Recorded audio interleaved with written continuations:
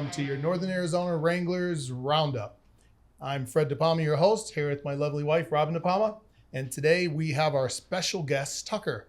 Tucker, want to introduce yourself to everybody, and what it is you mainly do? Yeah, absolutely. My name is Tucker Welch. I'm the director of communications for the team. I always get that question, like, what does that title mean? What does that entail? And it's very umbrella. It's set up to be kind of like an umbrella term for a reason, because the better question is almost like, what do I not do, right? Some of my main responsibilities are social media and the website for the team. A lot of team communications within, me and the head coach are in constant communication, work very closely with the owners. We're in the office every day, just making sure that we stay up to date on the game script and the game op script. So there's all this planning that goes into game week, which we'll kind of touch on later and kind of get into. But yeah, I mean, those are like my main focuses, but that's just kind of the tip of the iceberg with this position. So. Yeah, I think in the office, the big words we hear in there is Tucker. Yep. Tucker. Yeah, very common. I try to get up and be as responsive as possible, no matter what, answer the bell, no matter what we need to do. So. Well, the thing is, we put on games. It's a pro football team, and we're very short staffed in our office, without a doubt. And so there's the three of us and Bryce. Bryce is on part time, and that's what's running everything to get a game together. And everyone has their hats that we wear, and we all wear multiple hats. So there's just not one duty for anybody in the office, but Tucker wears a lot of hats, and a lot rides on him and what he does between the coaches and upstairs for everything that you guys get to see online. And league-wise, they reach out for different stats or players and signings and releases and so on and so forth. There's a lot that goes on. But what we want to talk about today a little bit is a little behind the scenes for everybody of what happens to get a home game ready. I mean, when it's an away game, we're still working in the office. There's things to do, but we get to go and enjoy the game. When it's a home game, we get to watch it the next day by logging into the IFL network and sitting home. So my wife and I, normally it's a Saturday game. We usually wake up Sunday morning, we start breakfast, and we turn on the game and say, okay, what we missed. It's game day. Yeah, it's game day. We get to see it the day after. And during the game, you see Tucker is running operations this year, which means he's wearing, they call it the red hat. We call it the orange hat. We do orange because our team's in red, so everybody else has a red hat on in the stand, so we give him an orange hat here, which means the refs are looking at you for stopping the clock and commercials and so on and so forth. But that's on game day, where we see you jumping around and throwing T-shirts. What's going on Monday through kickoff? I know, kind of, because I'm there. Yes. I know the hours that we're putting in Monday through kickoff of 10 to 12 hours a day to get the game ready. But what is it that you're doing? Home game weeks are always a grind. It seems to be almost like a never-ending to-do list that somehow gets done right before Saturday. Right. So, there's a number of things that we do. The biggest thing is kind of coming in from the previous week. We do kind of like a little bit of recap of the previous game, highlights, that sort of thing. But all the preparation kind of starts with the game script.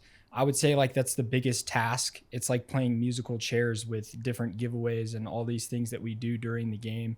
Robin does a great job of selling those things, and then I have to be the one to make sure that they plug them in, that they fit. That they fit in the script. So it's a lot of musical chairs, kind of like I said, but that will take some time to plan out. And obviously there's corresponding graphics that go with each thing that we do, so that way the video board has like a corresponding visual to everything. Making sure that the PA announcer knows what he needs to say, and that we get all the right sponsored taglines in there and everything. Kind of putting together the game day program for both the fans and our local media, making sure that they know who's on both teams.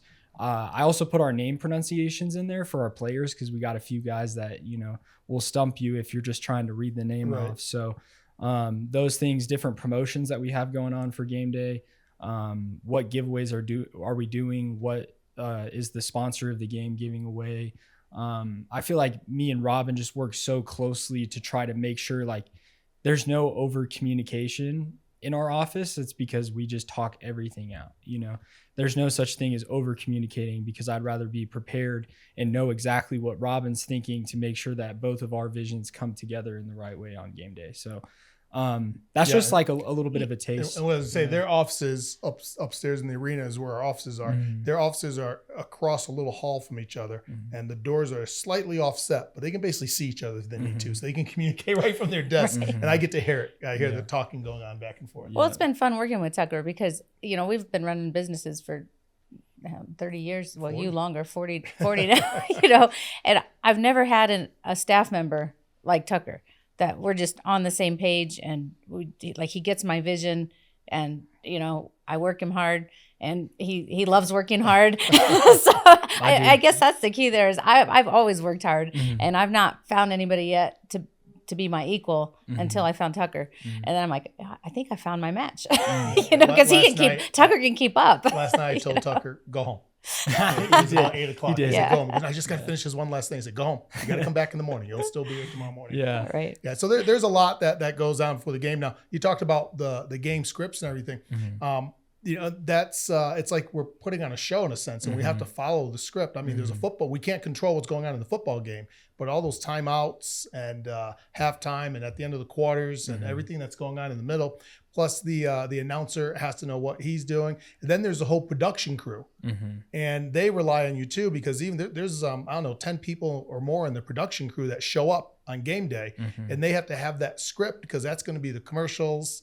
The players that maybe they're putting pictures up of, one to hit the button there's all sorts of buttons upstairs to make things work. I don't know how any of it works. I just know it ends up what being sponsor there. Goes with what thing that happens during the game and what button to hit. And then there's also the script that gets hung in both locker rooms. Let's talk about that one a little bit. Yes. A lot of people don't know about this. Right. That's true. This is a good insight. So we have what's called a timing sheet, and it's basically a breakdown of everything that happens in pregame leading up to kickoff, basically, so that both teams are on the same page. I mean, it tells you everything from when the field's in use, when the field opens up for the players to go out and to be able to warm up as individuals. And then there's specific times that the team goes out for like half the field. They get half the field, they get 10 minutes, and then they get the full field for 20. So when you see, like, if you come to a game and you're early enough to see pregame warmups, you see that point where we split the field and go opposite directions. We tell the away team and our team when to be at their bench to get announced. We say when the coin toss is going to be, and it ends up really flowing really well, just the way that we have it spelled out. I always get amazed because pregame is always like the most hectic time before a home game. Right. I mean, there's so many moving parts between coin toss guests and mascots and pregame entertainment with Storm Elite, but it always flows and it always coming works in the out. side door. Yeah, vendors where do coming I go? in. Right. We have a lot going on. The phone calls that I can't even answer. Right. So So that's important, so everybody knows. On game day, we're not in the office answering the phones. We're in the arena, but we're not anywhere near one of the phones because we're running around trying to get everything started. So we end up after the game or the following day listening to messages that asking people questions had about questions tickets game and days. Basically, it's game day, baby. We're not working. Not that we don't care. Everybody's busy. Everybody's busy making sure the game happens. Yeah, it's amazing how scheduled it is. Yeah. And you'll see that when you watch the game. Now pay attention to that and look at when the teams come to their bench and the timing of everything, and you'll see how like clockwork it goes and how everybody shows up when they're supposed to, and it's because they have a timing script and everybody is following that script to the T, and it's up to Tucker to make sure everybody's staying on schedule. So what's really neat is it all starts with the pregame meal. So normally our games are Saturday at 6:05 kickoff. That means there's a 2:00 meal. So like last week when we had a Sunday game at a 3:00 kickoff, meal was then at 11. Okay. So that's the beginning of the script. So the first two home games, the meals were provided to both teams because the home team provides the pregame and the postgame meal for the visiting team. And so the first two games, the pregame meals were provided by Gabby's, and Jim cooked both meals and we fed them in the arena. Starting with our third home game and here on out, the pregame meals are being sponsored by Texas Roadhouse. And it'll still be in the arena. We have to actually find somebody to go pick those up. And they bring it to 2:00. So the visiting team actually eats at the high top tables in our Wrangler zone. And our home team eats outside their locker room in the back of their back house of the arena. They don't eat together. Obviously, they eat separate because they're focused on what they're doing. And so that has to be on the script too. I mean, there's a script that goes to the other team, beforehand. It doesn't even have all the locker room script. It just says, this is who's feeding you, and this is what's on the menu. Mm-hmm. And then at the end of the game, this is who's feeding you, and this is what's on the menu. Mm-hmm. And sometimes post-game, we have different restaurants that will do the feeding of, it's actually 65 meals. Yeah, and Jackie Boy's Pizza. Yeah. She took on the task this game, and she's a great Wranglers fan. Yes. So she's got seats upstairs, Huge and supporter. you know, I'm like, you know, we got to get the meals delivered to us, and Yeah, she's so got her kitchen working hard. Jackie and Boys is making, enough pizzas. I think it's 25 pizzas to feed everybody. 32. 32, okay. Yeah. And then delivering them before the end of the game. So it's kind of like we're there in contact, like, okay, we're in the last quarter. We got X amount of minutes to go. You know how long the last minute can take sometimes, or it could surprise you and be done. Mm-hmm. And they get it there. So when the guys are done, they go back to the locker room. There's dinner, and also we have to feed the refs too. And we have to have all that is going on, and that's happening the week of as well, because we have to then confirm all of these. Because in the past, we've actually had a restaurant too go, oh, we forgot, we can't do it. Mm-hmm. And they're like, uh-oh. And at 5:30. yeah. Yeah. It was a couple years For ago. dinner, we, for we post-game ran to dinner. Taco Bell Yeah. because who was supposed to deliver meals, they didn't do it. And all of a sudden, Well, that we're was great on for the Taco road. Bell, because we were honestly on the phone with so many local restaurants, and we're Yes. like the first one that says yes. You know? Gotta jump And at they it. said they could do it. And I got a funny story is I forget what team it was. It was last year, and I went to the visiting team's locker room and I said, I apologize that we didn't have what we said was going to be here, and I felt really bad, and that we had to get you Taco Bell. And the whole team in the other locker was like, "This is awesome. This is great. We don't get Taco Bell." I was feeling bad, and they were just loving it because they had just tons of tacos. I forget how many we got, but they were all well taken care of. So that's our community, helping out. I mean, we had to go buy them and everything, but they lived up They to gave the us a task. good price too. Yeah, they gave us a discount. They lived up to it, and they got it ready. So that's another part of getting ready for a game is pregame meals, postgame meals. Mm-hmm. We have to get those organized. Yeah. From the top down, it's really incredible, like the amount of communication that's required to make things go. And that's why we appreciate our community so much for stepping up in those moments, because we just talked about being short-staffed and, having those lack of resources. And so when people step up for us like that, it's really helpful. Yes. But yeah, I mean, like I said, communication from the top down, whether it's me and you or me and Robin or me and Coach James or Coach Mike and these businesses, these sponsors, it's crazy. Like the amount of coordinating and planning that we do beforehand to make sure that a game goes the way it should be. Yeah, exactly. Well, we're gonna cut it there. There you have it. Tucker's work week before a home game. It gets pretty busy for everybody up there, but it's more than just the game going on. In order to produce the game, there's a lot of other things that have to get put in place to put that game together. And if you'd like to see all this in person, I mean, we're not going to let you get here and hang out in the office for the whole week, but we have Unless you're going to work. right, we have our VIP behind the scenes tour. And this is what we show you. So we show you the end result. We show you that script and how many pages it is and how that works. And we show you all the prep that goes into the games and the production crew up there and the announcers, the broadcast announcers up there, and give you a tour of all of that and kind of give you that visual of everything we just talked about. So VIP behind the scenes tour offered at every game. Just give us a call if you'd like to do it. And that tour is normally given by you. It is. Yeah. Yes. So Robin gives everyone the tour. So it's a lot. I always see everybody walking around. So it's a lot of fun. Well, Tucker, we appreciate you having you out here with us today and chatting about what you do and all the hard work you put into it. So it's a team effort. The team is on the field trying to win the games. And the team that's, the office and the coaches are right behind them, trying to make sure these guys are doing their best and trying to get a win. And not only a win on the field, we want them to win in life as well. So we're doing all we can to help set them up for success in every areas. Okay, well, thank you very much. And we're going to be back in just a moment with one of our other guests. I don't know if we're going to have a coach or a player on next, but go Wranglers. And welcome back to your Northern Arizona Wranglers Roundup. I'm Fred DePalma here with my wife, Robin. And Robin, who's our special guest? We have Coach Burley, our offensive coordinator, here today. So we're going to learn all about him. Yeah, well, welcome, You're going to know him well after today. Before we get started about team and players and everything, why don't you tell us a little bit about, I know people can go online and read it, but why don't you tell us a little bit about your football background? Wow. So I just recently joined the IFL 2 years ago with the Arizona Rattlers.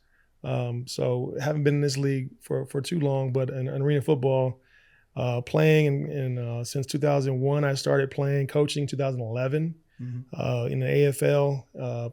coached as head coach in NAL for 4 years, winning 2 championships in those 4 years with Jacksonville Sharks, which is in the IFL now. So, just got to this point, was with Arizona, won the championship last year, and just looking for an opportunity to call plays in this league and, win some games. Great. And now that's your coaching career. Now, what about your player's career? So I started actually in Orlando with Jay Gruden. Brought me to the arena style football years ago, 2001, with the Orlando Predators, and really started my career under him, and it got 2 years with him, and then I ended up bouncing around to landing in LA and then Arizona with Danny White, and spent some years with Danny White, going to some championships with him, and going to Utah, following him with Utah Blaze with Danny White. Under him was Player of the Year. Nice. Twice, once Writers Association and then once, AFL Player of the Year. So learned a lot from him with offense and things like that from that old era with him and Jay. And then finished my career back with the Rattlers under Kevin Guy, where I end up, falling into my coaching, starting there with my coaching career in Arizona with him in 2011. And we went to the championship the first year. So that's kind of how it went. Oh, that's great. Now, what's pretty neat is you and Coach James have a relationship. Yeah. So, when I mentioned Danny White, Coach James was on that staff, the defensive staff there in Utah. I think that was 2007. But after that, we both coached in the AFL. Right. I was looking at a game the other day where I just didn't realize, I was coaching against him when I was in Cleveland and he was in Tampa, and several times. Actually, when I was in Orlando, we played, his team was 15-1 coming in, and we had a battle down in Orlando for the, go on to the semifinal game.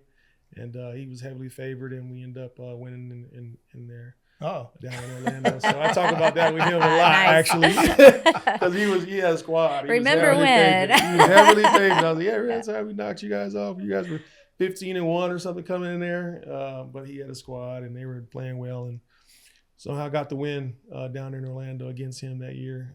So those are some of the memories we have. Going against each other more so than that 1 year in Utah. Right.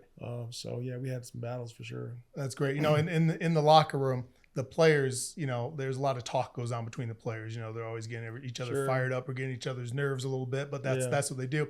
Well, in the coaches' offices, there's even some other talk going on too, is what we just found out from everybody. So there's smack talk all over the place going on downstairs. So that's great. For sure. All good fun. So we brought in a couple new quarterbacks.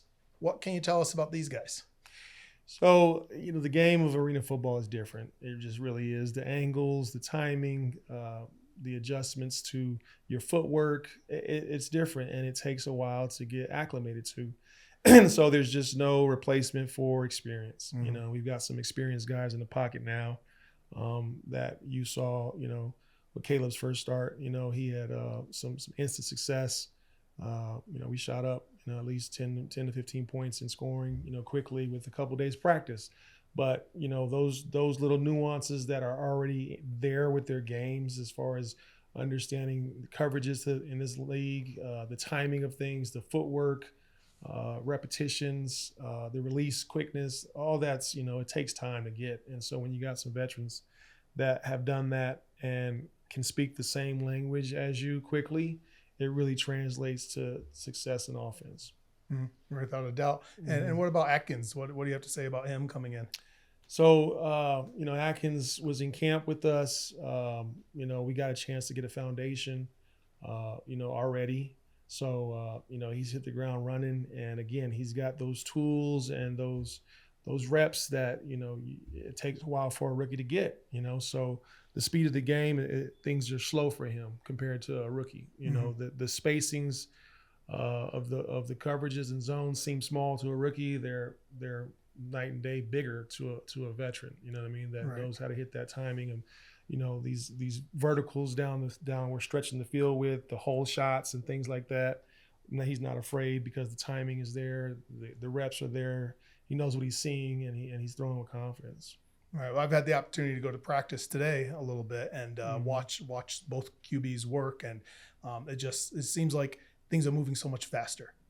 You know, not just the play, but the development of the play, the calls, everything like that in practice, and the excitement of the defenses seem to have been excited the whole time, and 100%. the offense is even pumped. I'm hearing them now a lot more, and I was talking to some of the defense. I go, "Is there a difference?" They go, "Yeah, we're working harder right now, during practice." So I'm like, "Well, that's wonderful." I mean, and that's what it is. Just the experience of them coming in. Yeah. They know the game, because it is a different game than everyone came up through college and playing as kids outdoors.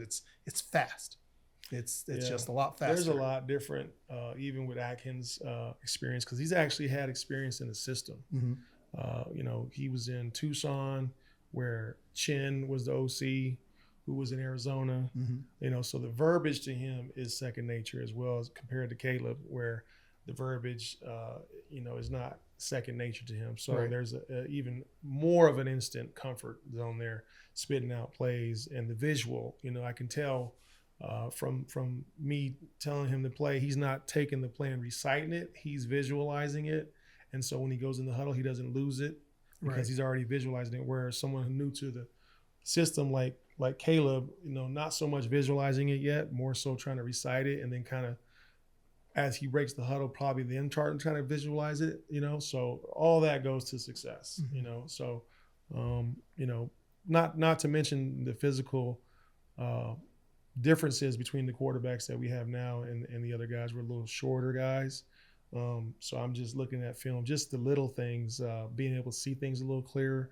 I think it helps with the vision. I think it helps with some of the bad snaps, because they're longer limbed guys and they're just reaching out. I know I've seen Atkins just reach out one hand, grab the snap, and keeps his eyes down the field and can throw it, versus the shorter guys that have to take their eyes off, reach, grab the ball. Right. Then we have snap problems, and just it's a lot of little things that Yeah. that are going on that are under the radar Mm-hmm. that are really going to help us be successful. Good. So our game coming up is going to be against the Rattlers. Okay, and so like you said at the beginning, you were there last year. You won a championship with them last year. They're doing okay this year. They're doing pretty good at the beginning of the season. So how's your feeling going in against your old head coach? Well, I mean, we've got some good quarterback play, so that's a huge, as you mentioned, encouragement and energy lift among the team, because of all the details that are getting better, even pocket presence, and the line is excited because he's a mobile guy that also, can make some plays with his feet. That also helps the defense, or helps us, put pressure on the defense with both run and pass threat. Right. So we've got a lot of tools that we are bringing to the table now that we didn't have the last time. And this is a guy that's beaten the Rattlers. You know what I mean? Right. That's another thing. So there's definitely a different mindset from both teams, I'm sure, in this battle than there was the last time, because, we've changed for sure. Right. Well, it's a Saturday night game. Right. And we know Memorial Day weekend. That's going to be a fun and weekend. Memorial Day weekend. Yeah. So people down in Phoenix, they are already planning on coming up to get out of the 150-degree temperature to be here where it's a little bit cooler. So they're bringing up fans. Every time we play the Rattlers, we want to reach out to our community and say, get those tickets. We don't need them to buy them. Right. We want you guys to buy them. We want to Exactly. fill the house and the noise with our people, not have 2,000 of their fans up. And now, we're happy to have everybody up here that loves football, without a doubt, but we want our locals in here. So get your friends, get the party started, Absolutely. get everybody down here. to And cheer hurry, us because on. they are getting those tickets Yes. booked up fast. They It's are. like, They're- if you haven't done it yet, get on it. They're calling up the Yeah. office about the Wranglers own tables. Yeah. They're calling about suites. I mean, it's like, let's get as many people up here from the Quad Cities to cheer on your Wranglers as possible, because we have to be louder than them. Right. And we have a great fan base at every one of our games, without a doubt. I mean, and we are loud in there, but we want to fill those extra seats right now with our locals. Right. We sold out the game with the Rattlers last year because of the fans that come up from Phoenix. It's so close. We want to sell it out again this year, but we want to sell it out with 99% being local fans. That's it. Yeah. Nothing against the other Make them watch football the team, game but from we the wanna parking win. lot, Right. from tailgating. Yeah. Right. They can come to tailgating and put up their TVs outside. Right. How's that? Sounds great. That's what we want. Robin, you have any questions for Coach? No, we're excited to have you here this year. It's been a lot of fun, and I really enjoyed the entire coaching staff this year. I just really like the positiveness of everybody and how everybody's working together and how much experience everybody has. And so I think those have been great things to bring to us this year that we've really enjoyed. So we really enjoy our coaching staff. Yeah, and I think some of the points that you brought up that people don't understand is, it's like speaking a different language. So we have a team and not all these players you've worked with before. So you're speaking one language and one vision. And they have to try to get to understand that. And so we're off to a rough start, but we keep getting a little bit better each time and closer. And obviously we made some changes. So that's okay because it's still the start. There's still a lot of season left. Absolutely. And we've made the proper changes. And, from what I see with the coaching staff, now I'm not on the staff, but I get to sit there and watch is, sometimes we're getting people in that they look great, but it just doesn't make sense or they don't fit the package that you're putting together. Sure. Great player, but this isn't their package. Sure. And so that's where changes and adjustments are made. So I think the coaching staff's doing a good job trying to keep the Wranglers, competitive against everybody else in the league. Absolutely. I'm excited, for what's to come with the new guys that we have and the identity that we're taking on offense for sure. So it'll be exciting to see. Excellent. Well, thank you, Coach, for being here today. That was our Coach Burley, our offensive coordinator, and we want to see everybody at the game this Saturday against the Rattlers. Go Wranglers! And welcome back to the Northern Arizona Wranglers Roundup with Fred and Robin DePalma as your hosts. And we have a special guest here today. Robin, you'd like to introduce our guests? Yeah, we're super excited to have Jamal Couch here, right, wide receiver for the Wranglers, and seen some good stuff this year already. Yes, ma'am. Yeah, no doubt. So- Now, Jamal, how tall are you? 6'5". 6'5". Just so you guys know, there's Jamal's tall. Okay. So what I like to do is find out a little bit about you. I mean, the thing about this show is not just the game or what we're doing, but our fans like to know a little bit background of some of our players. So where'd you go to high school, college, pro, so on and so forth? Pretty much I started football from the beginning, like since a baby could walk. So 6 years old, I started my career and pretty much worked in high school. I'm from Alabama also. So Central High School, then I worked my way up, went to Mississippi State, got done with Mississippi State, and then I took on the stint in the pros for almost a year, and now I'm here with the Wranglers. All right, great. And where'd you go with the pros? Seattle Seahawks. Nice. Well, it rains there too much anyways. So Every day. Right. Robin's has an identical twin sister that lived in Seattle for many, many years. Yeah, Just- it was nice just to a few visit years ago, moved and out. enjoy Yeah. some rain for a couple days and then come back to the sun. It's like, we joke, I'm like opposite weather. Right. And so now with your position, you're a wide receiver. Have you always played that since you've been 6, or did you bounce around and then found that as your home? Pretty much I started as a running back, but I started getting too tall. So my coach came in, he was like, "Hey, big fella, like you can't be running the ball and you're standing over everybody." So they put me at actually linebacker for a while. Okay. Then they moved me to safety. And after I got my new head coach, he put me at wide receiver, and the rest has been history. Nice. So you're enjoying that position. Yes, I've watched you reach up there and scoop some balls out of the air. So that's pretty sweet to see, without a doubt. Yes, So sir. with the team, well, we just talked to Coach Burley. We brought a couple new quarterbacks in. Yes, sir. And how you getting along with them? How's their ball getting to you and so on? Hey, zip with it. It's coming on time. Everything's perfected. The drops, it's timing with the lineman correlate with our route. So everything is polished up and looking much better. So it's getting where it needs to be. And what's the sir. feel with the offense? They a little bit more excited? Yeah, it's more exciting. Coach James been preaching tempo, so everyone is like having a better mindset and a better grasp around what we're trying to get accomplished this week. Okay, great. Well, that's a lot of fun to know. And like I was saying earlier too, with Coach Burley, as I was at practices and watching, I could see things are moving a little bit faster and going on. Now, I've asked this question to other players in the past, last year a lot. What's the main difference you feel between the outdoor game and the indoor game? Pretty much timing and having your head around, because that 100-yard is cut down to 50, and the width is cut down also. So everything is a timing thing. You can't be doing your own thing and just throw everybody else off. So it's pretty much you have to be perfect on timing, or you'll look crazy and have everybody else looking crazy. Is it faster? I mean, 100 times faster. you There's have- nowhere to go. Right. You have to think faster too, is Yes. what it seems like. Because like the QBs aren't stepping back into the pocket and they got like a step and a half, and Yeah, a decisions have to second. get made. Yes, it's a very decisive game. Right. Yeah, that's exciting. And with all of your years of playing, what's something that you remember the most I don't care if you were 6 years old, what was something in football that sticks out in your mind? We all have that. It's like, man, that was cool. I have to do my first IFL touchdown. Like it's been pretty rough for us, pretty much going ahead and, coming out each game, getting let downs or whatever. But my first touchdown in IFL NAZ, it made me feel very special, like better than any other touchdown I scored. Well, I'm happy. We're happy we're able to get that for you. Now let's get a bunch more of those, right? Right. So then it becomes old news. But at the same time, right, your first of anything is great, and especially with the crowds and the team that you have behind you. I'm sure everybody was pumped. Yes, sir. For getting that. That's wonderful. Now, with all the kids and families out there watching, what's some advice you can give our young players? I know we have some of our youth football teams kind of help sponsor and do things with you guys. What is some advice you can give to some of our young players out there? Pretty much I could tell you, like, they always told me, like, no matter what, keep going. Every day is not going to be easy. Every day you're not going to feel like going. Like, I still have days now I wake up with a headache, but I still have to go because I have goals I want to reach. So keep pushing no matter what. That's great. You got to always keep pushing. And then the kids, we need the kids, the adults, everybody. We need people to look up to that are having a good time and living their dreams. And that's what I think a lot of the players are right now doing is you're living your dreams. You're still setting your goals. And there's a lot of people out there watching the games because you're living their dream too. So, I wish I could still play, without a doubt. I was never at that level, but I can dream, right? It'd be a lot of fun. And with the IFL, what's your favorite play?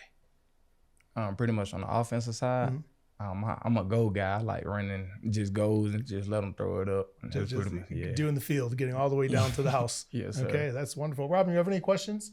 Yeah, I know all of you watching probably noticed this big bling around his neck there. Yeah. You At least I do. I notice it. Right? That's right. So what is that? What can you tell me? What that? Pretty much, I go like a lot of people that call me Couch. My last name, and then I've been wearing number 6 since I've been a little kid. So I put the C and the 6 together, and that's my brand. Right, that's awesome. Hold that up and show it to everybody so we know what your brand is. Right. The camera there.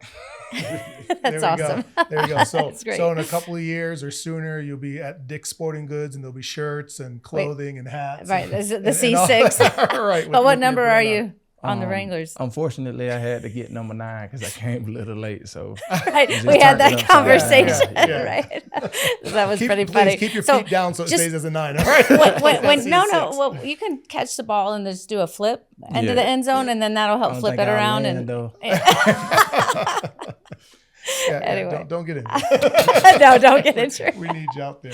Well, we appreciate you coming down and chatting with us today and letting our fans get to know you a little bit more. I know we still have some meetings and stuff that the players are going to, and we're looking forward to, because this week coming up, we're going to be playing the Rattlers.